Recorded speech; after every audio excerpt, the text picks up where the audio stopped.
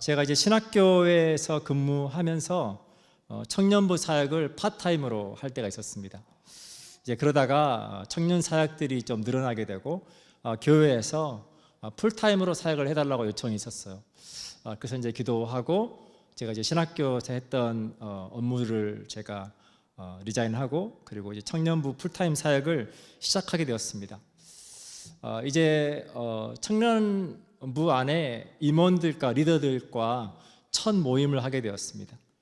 제가 이제 청년 사역을 풀타임을 하게 됐으니까 그 첫 모임을 굉장히 제가 기대를 하고 갖게 됐습니다.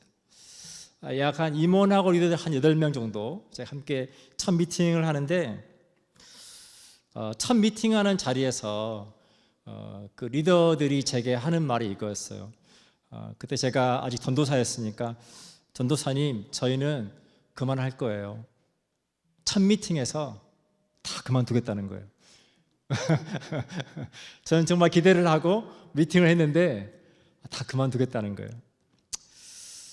그래서 마음이 너무 당황스럽고 어려웠어요. 근데 왜일까를 나누다 보니까 제 앞에 사역했던 전도사님께서 이 캠퍼스 사역에 굉장히 오랫동안 사역을 아주 잘 하시는 분이셨어요. 그러니까 사역을 아주 전문적으로 잘 하시는 분 눈에는 이 리더들이 그렇게 미덥지가 않은 거죠. 그러니까 리더로 세워놓기는 했지만 사역을 온전히 맡기지 못하고 전사님이 다 하신 거예요.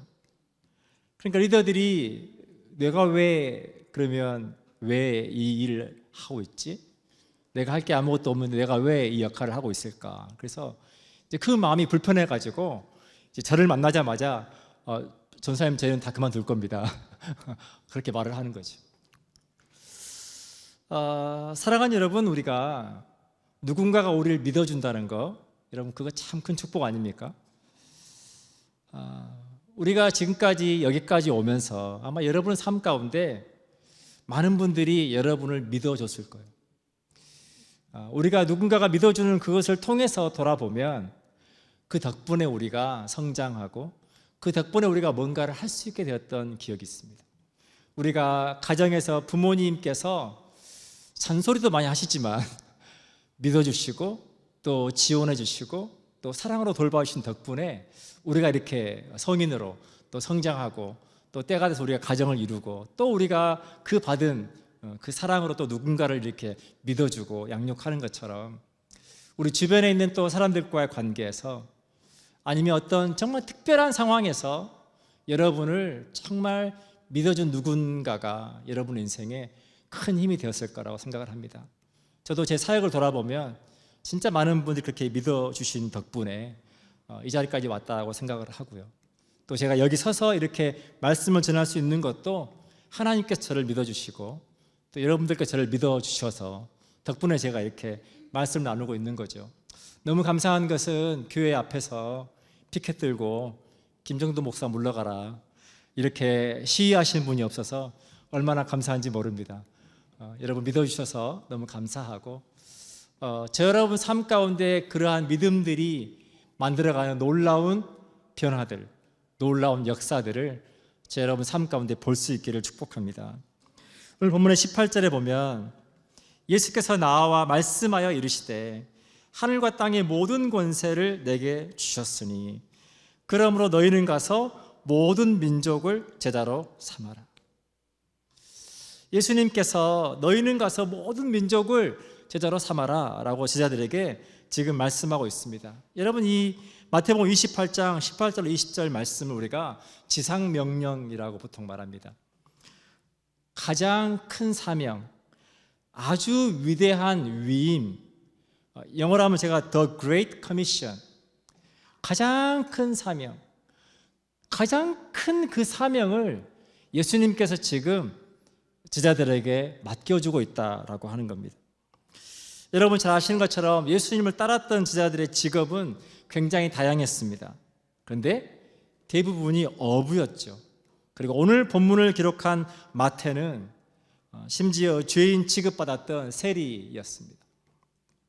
그런 제자들에게 예수님께서 땅 끝까지 모든 민족에게 복음을 전하는 그 위대한 사명을 맡겨주셨다는 거예요. 단지 그냥 갈릴리 인근 지역 그들이 삶을 살고 있는 그 주변, 그 지역에 복음을 전하라고 맡기신 것이 아니라 모든 민족들에게 복음을 전하도록, 땅 끝까지 복음을 전하도록 그러한 사명을 맡겨 주셨다라고 하는 거예요. 상식적이지 않습니다. 그러한 제자들에게 어떻게 모든 민족에게 복음을 전하라고 하는 그 큰 사명을 맡겨 주시지? 근데 사랑하는 여러분, 믿음에는 힘이 있습니다. 우리가 누군가를 믿어주면 그 사람이 할 수 있는 것보다 더 큰 일을 해내는 것을 봅니다. 믿음에는 힘이 있습니다. 사랑하는 여러분, 여러분 삶 가운데 만나는 모든 관계 속에 여러분 누군가에게 그 믿음을 줄 수 있기를 축복합니다. 사도행전의 내용을 통해서 우리는 제자들이 예수님께서 믿어주시는 그걸 통해서 수많은 핍박 속에서 그들이 복음이 어떻게 예루살렘에서 유대와 사마리아를 넘어서 로마 제국 전역까지 확장되는지 우리에게 보여줍니다. 그 제자들의 헌신을 통해서, 그 믿음을 통해서 이 복음이 얼마나, 그리고 하나님께서 많은 선교사들의 헌신과 그런 수고를 통해 우리나라에게까지 복음이 전파되고 저와 여러분이 지금 하나님 있는 믿음 가운데 이 자리에 앉아 있을 수 있는 것은 예수님의 그 말씀을 따라서 복음을 전하기로 결단한 제자들을 통해 그렇게 그 하나님의 은혜가 흐르고 전해져서 저와 여러분에게까지 왔다는 것을 여러분 기억하시면 좋겠습니다. 사랑하는 여러분, 오늘 우리가 함께 묵상하고 있는 마태복음 28장 18절로 20절을 우리가 지상명령이라고 합니다. 근데 우리가 명령 그러면 마음에 부담이 있어요. 왠지 조금 반항하고 싶은, 억지로 뭔가를 해야 될 것 같은 그런 느낌이 있습니다. 성경에는 수많은 율법들이 있어요. 바꿔 말하면 수많은 명령들이 있습니다. 구약에 약 한 613가지가 있다고 해요. 그 613가지 중에 긍정적인 것이 248개. 그러니까 뭘 해라, 하나님을 사랑해라, 뭔가를 하라고 하는 거, 부모를 공경해라, 안식일을 거룩하게 지켜라, 하라고 하는 게 248개.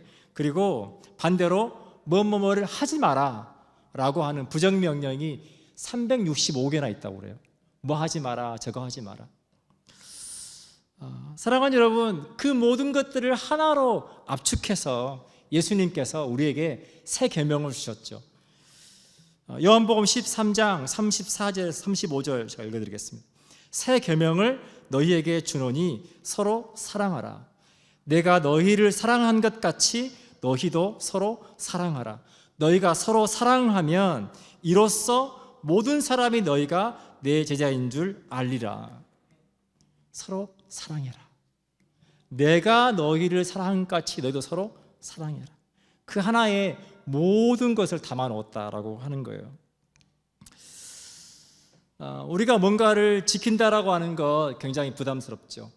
그러나 하나님께서 우리에게 주신 말씀들은 우리가 부담스럽게 받아야 되는 것이 아니라 저와 여러분에게 하나님께서 주신 특권이라고 하는 것 여러분 기억하시면 좋겠습니다. 시편 16편 3절에서 다윗은 이렇게 고백합니다. 땅에 있는 성도들은 존귀한 자들이니 나의 모든 즐거움이 그들에게 있도다. 다윗은 늘 하나님과의 관계에서 늘 그의 삶을 살아왔습니다. 그러면서 그가 깨달은 사실은 하나님께서 우리를 어떻게 대하시는지, 그러면서 다윗이 하는 고백이 그것입니다. 땅에 있는 모든 성도들은, 하나님을 믿는 하나님의 자녀들은 존귀한 자들이니 하나님의 모든 즐거움이 그들에게 있다. 우리가 아이들을 양육하다 보면 미울 때도 있지만 우리 아이들을 보고 있으면 얼마나 우리 마음이 기쁠 때가 많습니까? 아이들이 뭔가 해서가 아니라 때로는 미운 짓까지도 얼마나 우리가 그 아이들을 통해 기쁨을 누리는지 모릅니다. 하나님께서 저와 여러분을 그렇게 존귀하게 대하시고, 그리고 우리를 바라보시는 하나님의 그 시선은 즐거워하시고 기뻐하신다라고 하는 것 여러분 기억하시면 좋겠습니다. 사랑하는 여러분, 우리가 말씀을 따라 살아간다라고 할 때 뭔가를 포기하는 것이 아닙니다. 우리가 하나님을 위해서 뭔가를 할 수 있는 축복이고, 그것이 우리가 이 땅을 살아갈 수 있는 강력한 영적인 무기가 된다는 것 여러분 기억하시면 좋겠습니다. 그래서 베드로전서 2장 9절에서는 우리에게 이렇게 말해줍니다. 너희는 택하신 족속이요 왕같은 제사장들이요 거룩한 나라요 그의 소유가 된 백성이니. 너희는 택하신 족속이다.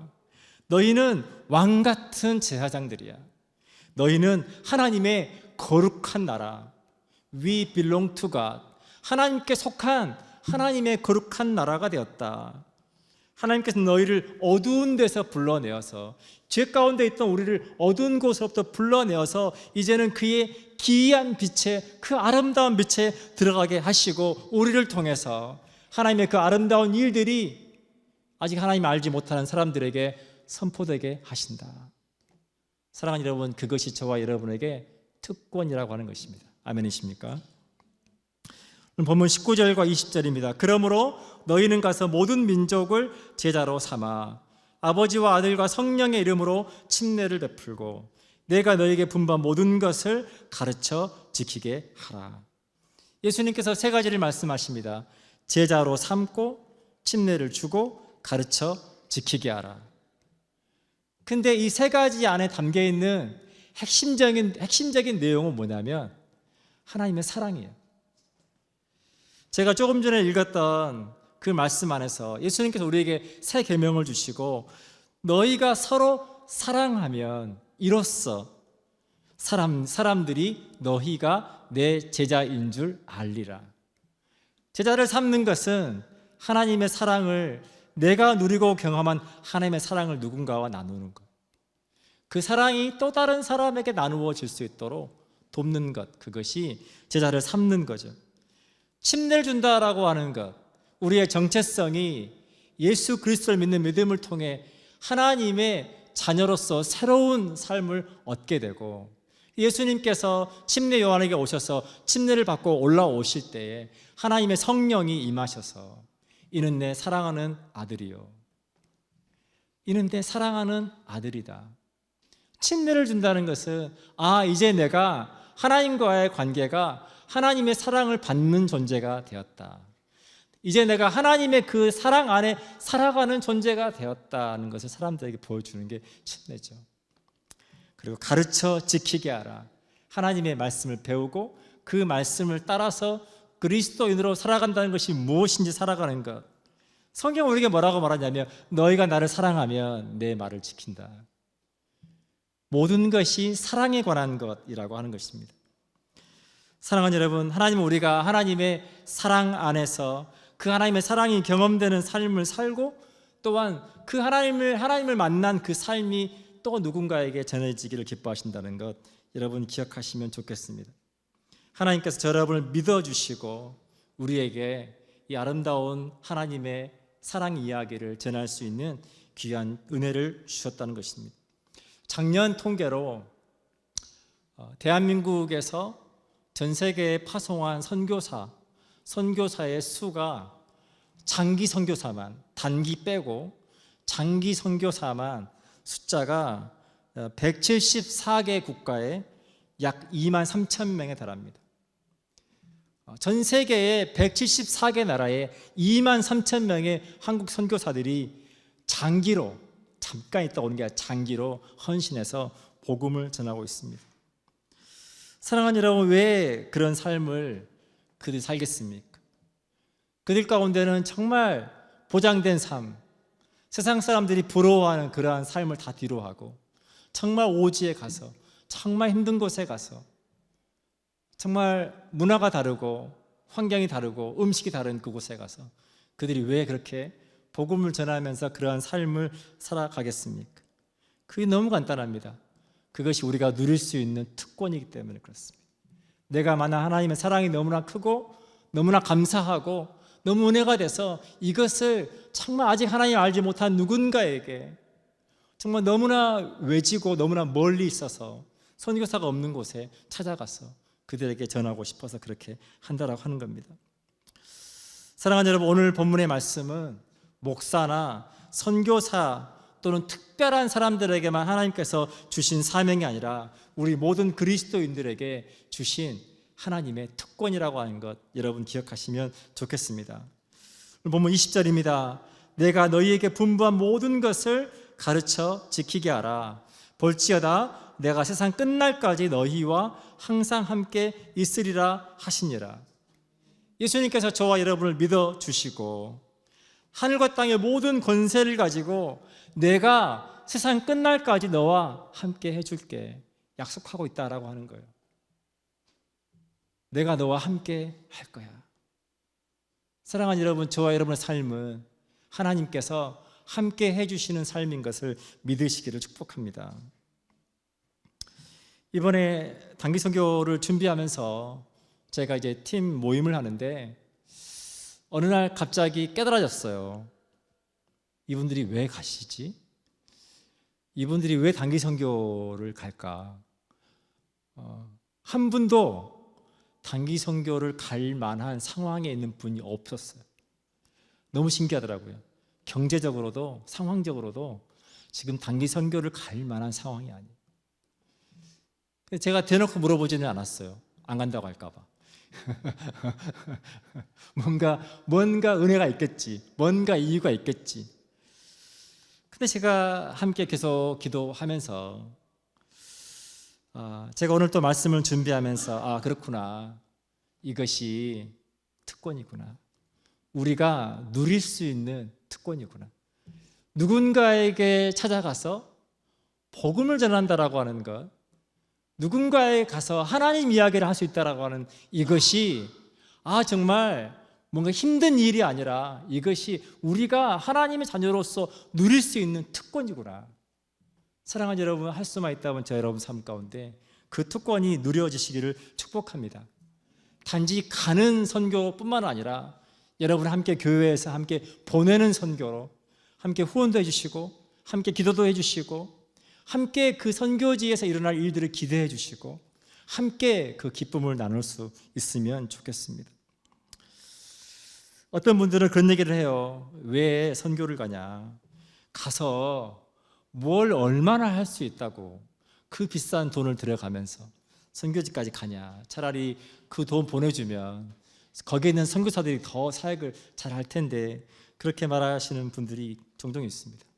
사랑하는 여러분, 그렇게 할 수 있지만 그러나 누군가는 가야 하고 누군가는 전할 때 하나님은 그 누군가를 통해서 하나님의 사랑이 필요한 누군가를 변화시키고, 그렇게 하나님의 나라는 누군가를 통해서 하나님의 일에 헌신된 누군가를 통해서 그것을 명령이 아니라 특권으로 여기고 그 일에 참여하고자 하는 누군가를 통해서 하나님의 나라는 이 땅 가운데 세워져 가고 확장되어 간다는 것 여러분 기억하시면 좋겠습니다. 제가 한국에서 난민 선교를 하면서 크리스찬 공동체에 대한 연구를 많이 했는데, 그러면서 기회가 돼서 호주에 있는 한 크리스찬 공동체를 방문하게 되었습니다.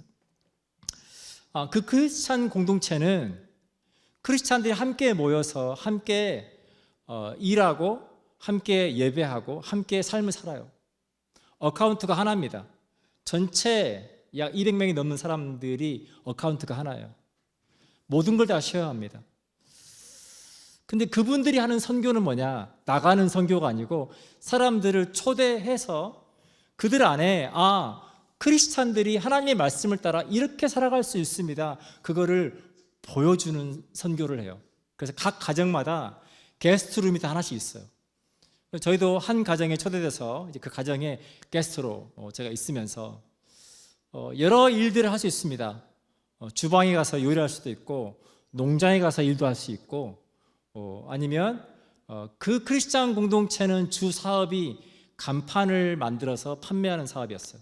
근데 간판이 싼 간판이 아니고 이런 학교 간판이나 어떤 굉장히 큰 기업체 간판, 굉장히 큰 간판인데 굉장히 예술적인 간판, 그런 간판을 만들어서 납품을 하는 비즈니스를 가지고 있었습니다. 자, 외부에서 게스트가 오면 공짜로 밥을 먹을 수 없어요. 반드시 뭔가를 해야 합니다. 주방으로 가든지 농장으로 가든지 아니면 가서 양을 치든지 뭔가를 해야 돼요. 저는 뭘 할까 고민하다가 간판을 만드는 그곳으로 들어갔습니다. 근데 굉장히 충격을 받았어요. 아무나 누구나 그 간판 공장에 들어가서 그 비싸고 고급스러운 간판을 만들 수 있도록 시스템을 만들어 놓았어요. 간판이 지금 제작되어 가는 과정 가운데 순서가 있습니다. 그 순서가 기록된 시트가 있고요. 지금 현재 이 간판이 지금 어느 단계에 와 있고, 지금 누군가가 와서 이거를 하려고 할 때 지금 당신이 무엇을 하면 되는지, 하려고 하면 처음 하는 사람은 슈퍼바이저가 와서 알려줘요. 당신이 이거 하면 됩니다. 놀라운 건 뭐냐면 믿어줘요.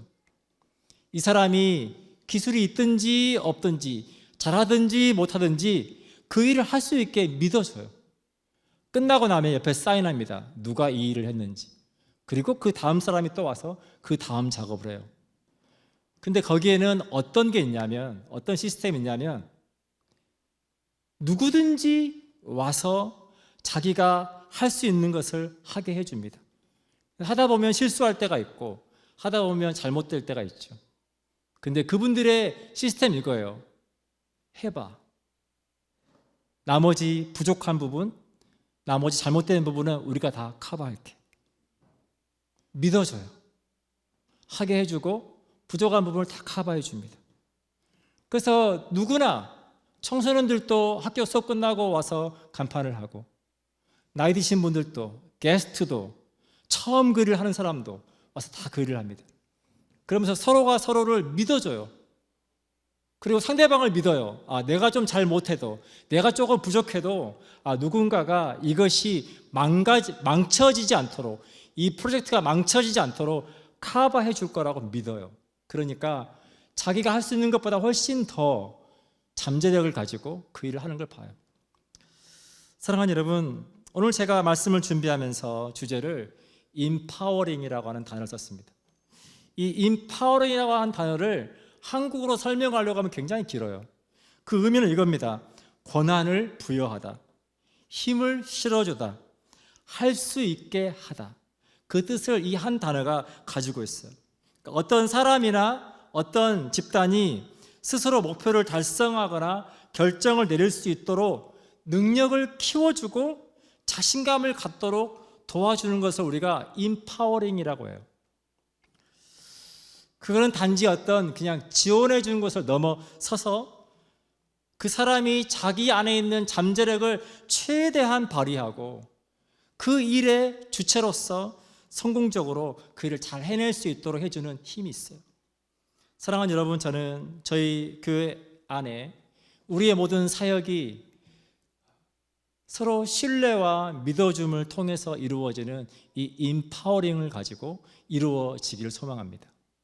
양무리 공동체 안에 오면 누구나 다 가족이 되고 누구나 다 자기가 할 수 있는 무언가를 가지고 공동체를 섬기고, 부족해도 때로는 실수해도 전혀 그것이 문제가 되지 않는, 서로가 지지를 받고 서로가 자기가 잘할 수 있는 것들을 최대한 잠재력을 가지고 공동체를 기쁘게 섬길 수 있는 그러한 은혜가 저희 사역 가운데 있기를 축복합니다. 에베소서 4장 15절과 16절 제가 읽어드립니다. 오직 사랑 안에서 참된 것을 하여 범사에 그에게까지 자랄지라. 그는 머리니 곧 그리스도라.